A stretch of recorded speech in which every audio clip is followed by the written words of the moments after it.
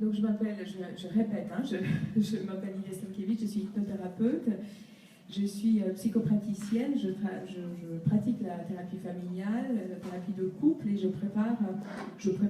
j'accompagne plutôt, c'est mieux, et bien les gens infertiles, tous ceux qui désirent avoir un bébé, qui n'y arrivent pas ou qui y arrivent, et puis pendant la grossesse, et puis bien après. Voilà. Aujourd'hui, je vais aborder ce sujet qu'on vous a annoncé et qui est très important pour tous ceux qui conçoivent leur enfant avec le don d'ovocytes et d'ailleurs avec le double don aussi, pourquoi pas, puisqu'il s'agit du don de gamètes. Pourquoi? Parce que dans cette conception-là, il y a donc une troisième ou une quatrième personne, il y a donc un troisième ou un quatrième visage. Et puis, cette affaire-là n'est pas toujours simple à accepter. Et si elle n'est pas très bien acceptée, comment on parlait à son enfant? Et comment on parlait à son entourage? Et comment se parler entre nous, dans le couple? Et comment se parler à soi-même de ça? Ça, ce sont des questions que j'entends tous les jours au cabinet. Et je me suis dit que c'était intéressant peut-être de poser quelques phrases comme ça, qui ne seront en aucun cas des conseils, parce que j'estime que je n'ai aucun droit de vous donner des conseils, que vous êtes les seuls à pouvoir prendre des décisions, mais c'est justement ça, être futur parent, adulte, c'est prendre la décision pour soi, mais aussi pour son enfant. Donc, sachez qu'il n'y aura aucun conseil, aucun jugement de ma part. Il y aura juste des questions, finalement, qui ouvriront un champ des possibles, ou des champs des possibles pour vous, à la réflexion. Première question, est-ce qu'on doit parler à son enfant du don ou pas? Alors il y a bien sûr tous les cas, hein, il arrive que les couples sont décidés à en parler tout de suite. Il arrive qu'ils décident d'en parler quand l'enfant sera adolescent, c'est leur choix. Il arrive aussi que le couple n'est pas d'accord. Alors, il y a une espèce d'arrangement. Moi, j'ai décidé de le dire à mon enfant, mais mon mari ne veut pas, donc on va faire comme ça. C'est-à-dire que c'est moi qui vais parler et lui, on verra bien. Voilà. Je ne sais pas, je sais pour moi, mais pas pour vous, comment il faut faire. C'est que, je peux dire, c'est que le secret, c'est pas bon. C'est pas bon. La plupart des mots MAUX, la plupart de problématiques émotionnelles, la plupart des problèmes d'angoisse sont nés des choses qui n'ont pas été dites, exprès ou pas exprès, ou tout simplement passées sous silence, dans vos familles, chez vos parents, chez vos arrière-grands-parents, les grands-parents, etc. Dans vos lignées, en fait. Et on avait évoqué d'ailleurs cela tout à l'heure, le corps engramme en lui absolument tous les souvenirs que vous avez un jour, des événements que vous avez un jour vécus, directement ou indirectement. Et indirectement, cela veut dire que vous ne les avez pas vécus consciemment, mais qui ont eu lieu dans votre vie, celle de votre famille, donc la vôtre aussi, mais qui n'ont tout simplement pas été racontées. Alors, des histoires comme ça, elles sont très très très fréquentes, et après, évidemment, ça se transforme en une maladie, ou des douleurs chroniques, continuelles, des questionnements à vie, l'indécision, je ne sais pas qui je suis, etc. Enfin, quelque chose qui ne va pas. Et donc, le secret, c'est pas bon. La chose, ne pas dire les choses, ne pas les digérer, ne pas les faire digérer, ne pas permettre à l'enfant de digérer ce qu'on a vécu pour l'avoir, et la façon dont il a été conçu, elle n'est pas très bonne pour lui, pour son avenir, tout simplement. Après, à vous de voir comment vous entendez en parler. Justement, c'est ma question de maintenant, c'est comment le faire si on décide de le faire, si vous décidez de le faire. Comment et quand? Alors, j'ai rencontré des adolescents issus du don d'ovocytes et de sperme. Et ces jeunes gens ont été mis au courant de leur histoire, parfois tôt, parfois tard. Tard, ça veut dire parfois justement à la période de la préadolescence. Et là, ça ne s'est pas très très bien passé. C'est-à-dire que la chose a été dite de façon un peu solennelle, enrobée, importante, à table, comme s'il y avait une réunion du siècle. Et ça pose problème.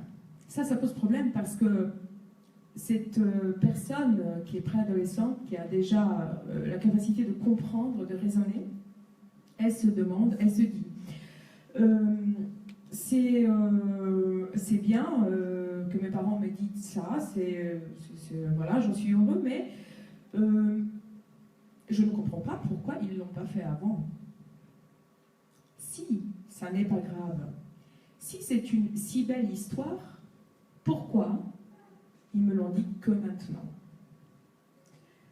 C'est donc très très important de mettre au courant l'enfant depuis tout petit.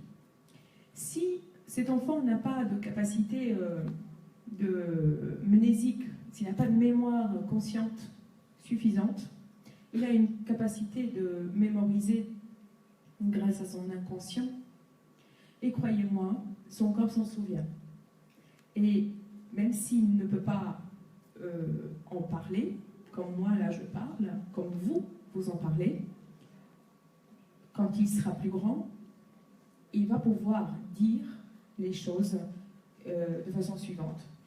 Oui, bon, ils m'en parlent maintenant comme ça, mais j'ai toujours su. Ça, c'est très très fréquent chez les enfants adoptés, à qui on a dit tout petit, hein, des bébés adoptés, avec lesquels les parents discutent à 15, 16, 17 ans aussi, et ces enfants disent très souvent, mais je l'ai toujours su, parce que les parents n'ont jamais fait de secret de leur histoire. Et c'est très très important pour l'histoire de l'enfant, pour son évolution, qu'il vive son histoire comme les parents la vivent. Quelles sont les questions à se poser lorsqu'on réfléchit à cette discussion, à cet échange qu'on aura avec l'enfant?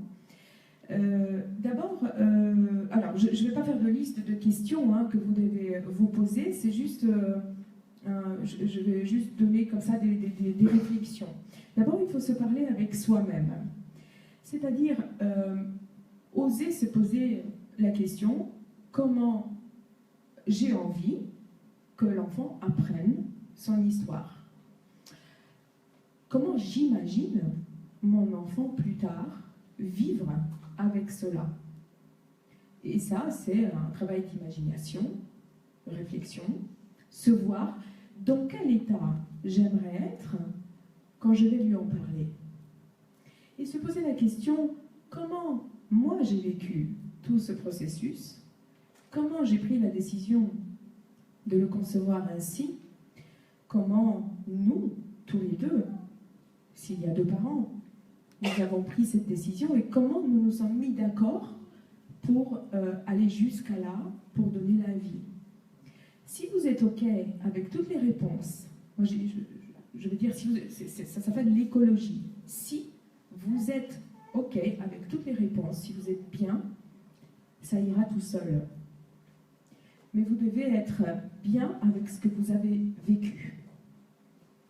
Et ça, c'est des questions qu'on se pose avant de concevoir l'enfant. C'est justement toute l'importance tout ce qu'on a dit tout à l'heure, hein, des thérapies, même si c'est une fois, mais poser les choses, vous voyez, sur la table et réfléchir comment, qu'est-ce que ça représente pour moi, qu'est-ce qui est important pour moi dans cette affaire, pourquoi je suis capable d'aller vers le don d'ovocytes alors que peut-être qu'il y a 5 ans je ne l'aurais pas été, comment j'ai évolué.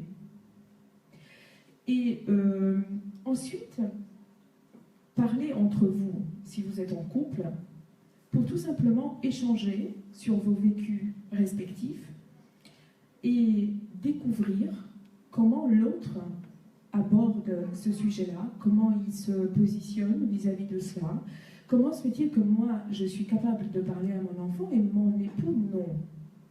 Pourquoi? Échanger, inviter l'autre à se poser les mêmes questions.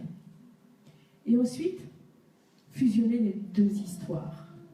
C'est-à-dire ne pas choisir l'un ou l'autre, ne pas choisir la façon de parler de l'un ou de l'autre, mais fusionner. Simplement comme on parle comme on pourrait parler d'une réconciliation. C'est-à-dire, qu'est-ce qu'on peut faire à deux? Qu'est-ce qui nous attire? Si on est ensemble à faire l'enfant, c'est qu'on a des points en commun, on a des liens. Donc, il doit y avoir au moins un point sur lequel on est d'accord.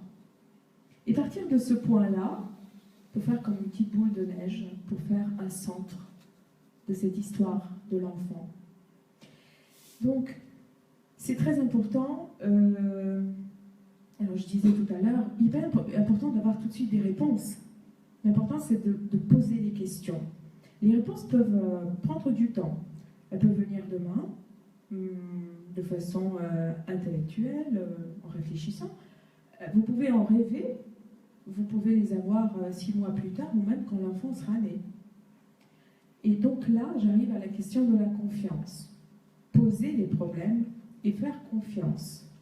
Échanger, se faire confiance et faire confiance à l'autre.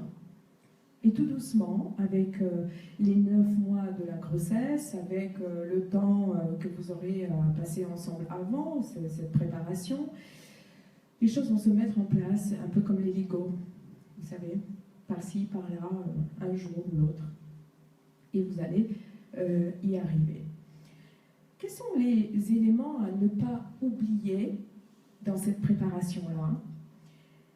Ce qui est important, justement, ce que je disais tout à l'heure, c'est de se poser la question, chacun, qu'est-ce qui est important pour moi? Parce que ça, ce sont vos valeurs. Et vos valeurs, c'est tout ce qui compte. Et c'est ces valeurs-là, c'est avec ces valeurs-là que vous allez faire grandir l'enfant, et c'est ces valeurs-là que vous allez directement ou indirectement les lui transmettre. Donc, qu'est-ce qui est important pour moi, dans la vie en général, hein? Et puis, savoir assumer ce qu'on raconte, savoir assumer ce qu'on relate, savoir assumer son choix. Ça, c'est aussi un travail à faire en amont. Je sais très bien que dans un couple, il y a 2 personnes et que parfois, la maman, elle n'a pas le temps parce qu'elle a 45 ans, elle va pour le don d'ovocytes, et puis le papa, il n'a pas encore tout digéré. Il n'a pas encore réfléchi à tout ça, ils ne sont pas tout à fait d'accord. La maman, elle y va parce qu'il faut y aller.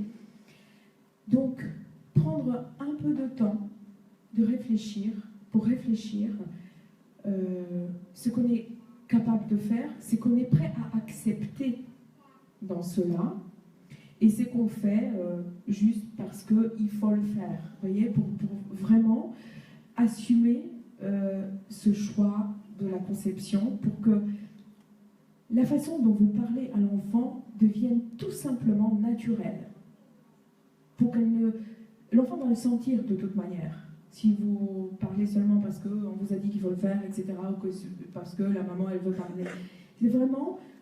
C'est juste un accord avec soi-même.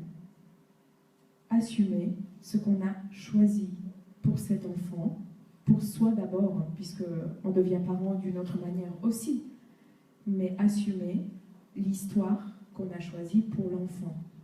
Parce que là, vous êtes responsable de son histoire. Et ça, il va vous le dire toute votre vie. Donc il est très important de pouvoir répondre aux questions différentes toute la vie de l'enfant. Elles sont à chaque fois, bien sûr, posées différemment, à des âges différents. Ce qui est important, c'est de bien choisir le vocabulaire. Alors, qu'est-ce que j'entends par là? Bien sûr, ça vous appartient.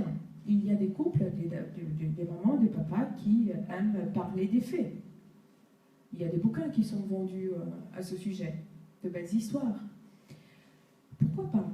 Si ça fait partie de ce que j'appelle votre carte du monde, si une belle métaphore comme ça vous plaît, pourquoi pas? Si ça correspond à ce qui est en vous, justement. Il y a des mamans qui préfèrent dire les choses de façon très très cash. Voilà, je n'avais plus de graines, donc on est allé chez le médecin, et puis là-bas, il y a des dames qui laissent des graines, parce qu'elles en ont beaucoup, et elles veulent aider d'autres dames. Et pourquoi pas? Donc on a pris les graines dans un hôpital. Voilà, chaque être, disons, a une autre façon d'aborder cette chose-là, et là, vous êtes libre.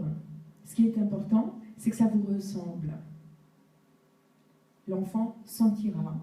Si vous êtes, justement, si vous avez bien assumé, si vous êtes bien vous-même avec cette histoire-là, quels que soient les mots.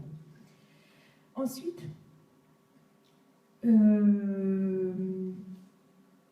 vais rajouter à ce petit chapitre qu'en fait, ce qui est important dans toute cette histoire, et ça c'est vraiment, ça doit être le fil conducteur, c'est d'instaurer la confiance entre l'enfant et vous, et qu'elle ne disparaisse jamais.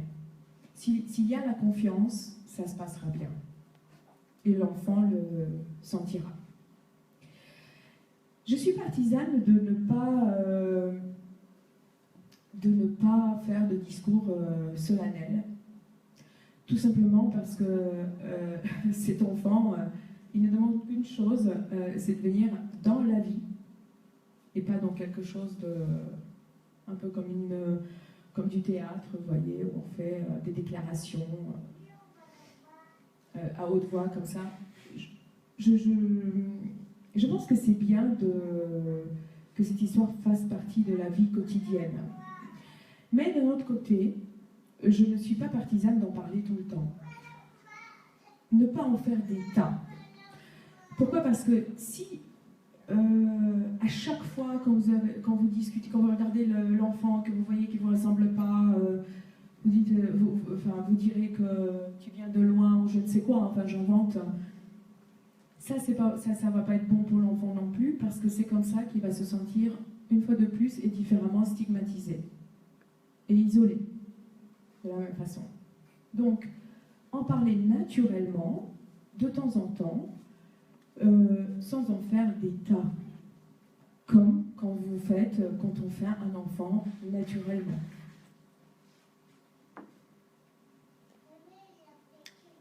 Et donc,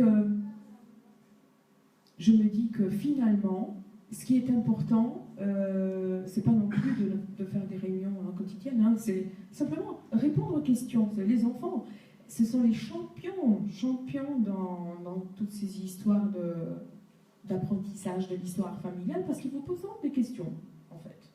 Donc à 3 ans, à 4 ans, ils vont commencer, alors j'étais dans ton ventre ou pas, etc. C'était comment? Est-ce que je bougeais? Est-ce que... et comment on fait les enfants? Donc la question classique, etc. Donc répondre. À chaque fois, répondre. Et c'est eux qui vont donner le rythme, vous verrez. Ça sera, enfin, c'est peut-être pas simple aujourd'hui pour vous, mais ça sera aussi simple que ça, parce que l'enfant guide dans tous les parents, et dans cette chose-là, il va vous guider aussi.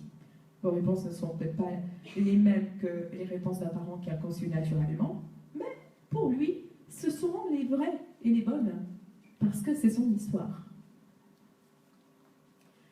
Voilà pour l'enfant, c'est les quelques pistes. Et maintenant, je voulais aborder l'histoire, le chapitre de l'entourage, parce que ça commence déjà là. L'entourage. Alors, on part pour un site, on prépare, on va dans les cliniques, etc. Et qu'est-ce que je raconte et à qui? C'est pareil, c'est vous qui prenez la décision. Moi, je vais simplement vous prévenir, disons, en vous disant que il faut se protéger. C'est le premier mot d'ordre. Il faut vous protéger. Ça ne veut pas dire qu'il ne faut pas en parler. Ça veut dire tout simplement que lorsque vous commencez à vouloir en parler, prenez le temps de voir, de réfléchir à quel moment vous voulez vraiment le faire et à qui vous voulez vraiment le dire. C'est-à-dire qu'en fait, il faudrait que les gens à qui que vous choisissez pour vous confier soient vraiment bienveillants avec vous. C'est-à-dire qu'en fait, il ne faut pas que cette personne revienne vers vous après avec 1 million de questions, pas toujours agréables, et que vous vous sentiez obligé de répondre parce qu'une fois vous l'avez dit. Donc ça, c'est pas toujours facile, parce que parfois il y a des gens qui nous entourent et qui sont tout à fait bienveillants, mais comme c'est tellement étranger, venu du cosmos, cette affaire pour eux, eh bien, ils posent ces questions sans arrêt, sans arrêt, sans arrêt. Là, quand c'est le cas, eh bien, vous marquez votre intimité, vous leur dites « je t'ai dit ça, parce que ça m'a fait plaisir, parce que j'ai confiance en toi, mais je n'aime pas qu'on en parle tout le temps. Parce que pour moi aussi, c'est un parcours, c'est une réflexion, c'est un vécu important. Donc je n'ai pas envie de répondre tout le temps aux questions, et ça, c'est trop lourd. Donc sachez dire ça. C'est une marque de confiance vis-à-vis des gens. Et choisissez les gens à qui vous pouvez vraiment le dire. Et les gens à qui on peut vraiment le dire, c'est pas toujours sa mère, c'est pas toujours sa meilleure amie. Vous pouvez en rencontrer d'autres, hein. Soit dans les associations, soit parmi les gens que vous connaissez, qui auront peut-être une bonne oreille, et dont vous saurez que derrière, il n'y aura pas ces questions qui peuvent vous blesser. Parce que peut-être qu'au début, vous ne saurez pas gérer ces blessures-là. Après, toute la préparation pour le don, etc., est longue, et vous aurez le temps de vous y préparer. Parce que c'est vrai, excusez-moi, je suis enrhumée. Parfois, je veux dire, vous allez voir que durant tout ce parcours-là, la grossesse et après quand l'enfant sera là, vous aurez encore des questions comme ça en fait tout le temps. Hein, mais après, vous saurez faire face parce que vous serez vraiment bien armé. Vous aurez déjà travaillé ces questions hein, de but en blanc plusieurs fois. Et au début, quand vous partez comme ça, vraiment réfléchissez à qui au travail, son patron ou pas, etc. C'est difficile d'en parler au travail parce que de façon indirecte, on a peur d'être jugé, que le travail soit jugé en fonction de nos vécus personnels. Donc là encore, il y a des collègues qui sont bienveillants, mais attention avec qui vous travaillez, comment ça se passe, etc. Vous voyez, donc c'est vraiment choisissez bien. Et moi, le mot d'ordre vraiment qui est important pour moi, que je choisis toujours, c'est celui de la protection. Protégez-vous, votre intimité. Parce que même si vous considérez que tous vos frères et sœurs doivent savoir, très bien, ça c'est vos valeurs, c'est important pour vous, pourquoi pas. Mais attention, votre enfant va devenir adulte. Il ne va pas passer que 9 mois dans le ventre sans que rien ne se passe après. Il va être adulte et lui aussi, il a droit à son intimité. Et peut-être que lui, il aura envie de choisir les personnes à qui en parler. Et peut-être que lui, il aura envie de raconter son histoire à sa façon. Donc, respectez-le aussi. Vous avez fait le choix pour lui, le choix assumé de le concevoir de cette façon-là. C'est déjà beaucoup, faire ce choix-là. Donc après, il faut continuer effectivement avec cette ouverture d'esprit et ce respect vis-à-vis de son enfant pour le laisser libre d'apprécier, de vivre d'abord, d'apprécier et de partager son histoire avec qui il a envie de la partager. Bien choisir, j'ai écrit bien choisir le moment opportun, oui. Alors ça, le bon moment pour l'entourage, c'est quand vous voulez en fait, c'est quand vous en avez vraiment, vraiment besoin. Ça peut être avant d'y aller, ça peut être quand vous êtes déjà enceinte, etc. C'est vraiment en fonction, moi je travaille beaucoup ces questions en cabinet, c'est vraiment en fonction de votre ressenti, de vos angoisses du moment, de vos peurs du moment. Ça peut être le moment, j'ai eu un cas comme ça samedi, la dame elle me dit, bah oui, moi je n'aime pas parler de ma vie, j'ai pas envie de raconter cette histoire, je veux pas que les gens sachent comment je fais mon enfant, mais en même temps, comment je vais faire pour répondre aux questions de mon chef qui veut toujours tout savoir? Il veut toujours tout savoir, vous voyez? Donc là, est-ce que... c'est vraiment très très difficile, d'autant que un don d'ovocytes, comme toutes les filles d'ailleurs, c'est pas sûr que de tomber enceinte tout de suite du premier coup. Donc quand après il y a des échecs à gérer, quand il y a les deuils à faire, comment on répond aux questions? Comment on fait pour assumer tout ça, pour assumer cette douleur alors qu'on a annoncé qu'on était enceinte et qu'on a raconté comment on a fait pour arriver à cette grossesse. Donc voilà, encore une fois, c'est une réflexion, on continue à faire chez vous, entre vous et vous. Et à ce sujet, je mentionne encore un autre cas, c'est le cas des couples qui, justement, n'ont pas vraiment abordé cette question de l'intimité et qui ne sont pas d'accord entre eux et qui ne savent pas qu'ils ne sont pas d'accord, en fait. Et donc, la dame, elle se voit inviter des amis à la maison et donc le dîner se passe. Et puis, il y a un ami qui dit moi, j'aurais fait pareil, c'est bien ce que vous faites. Ah oui, mais on n'en a pas parlé, mais comment sait-il que nous partons pour le don d'ovocytes? Bah oui, le futur papa a parlé, il apprécie la personne, il s'est confié. Mais il n'a pas dit à la maman, à la future maman. Et elle tombe des nues. Et il se trouve qu'elle n'était pas d'accord pour en parler. Et surtout pas à cette personne-là, même si elle l'aime bien. Pour ses raisons personnelles, je ne sais pas lesquelles. Mais elle n'est pas d'accord et elle le vit mal. Et après, il y a un désaccord en couple. Et ça ne va pas.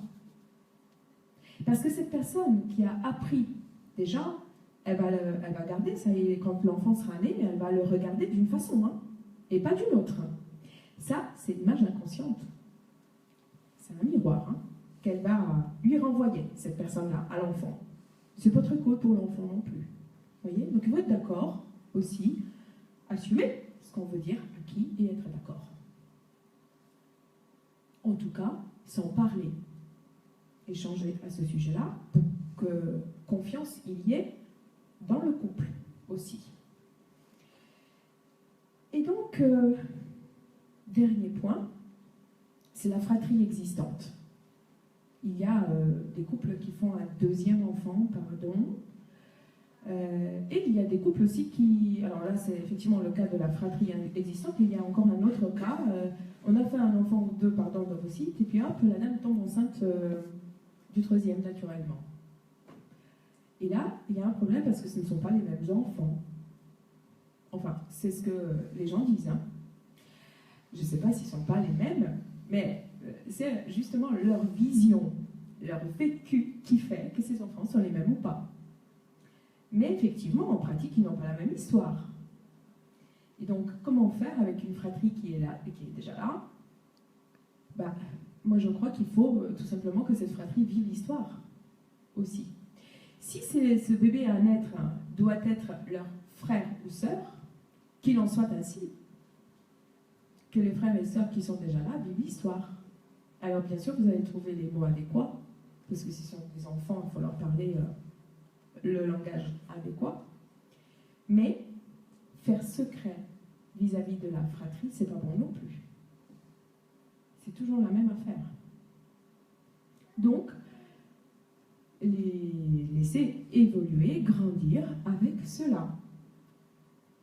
Avec l'histoire partagée et qu'il n'y ait pas de tabou, ni pour l'enfant à naître, ni pour eux, ni pour les parents.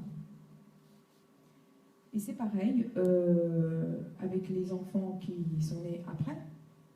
C'est pareil, tout simplement, naturellement, comme on fait avec les enfants qui sont conçus naturellement.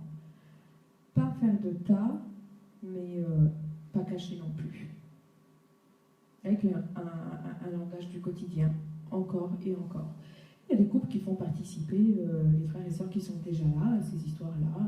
Parfois, ils les emmènent, parfois, ils disent simplement ce qu'ils vont faire à la clinique, à l'étranger. Moi, samedi, j'ai eu un autre couple, justement, comme ça.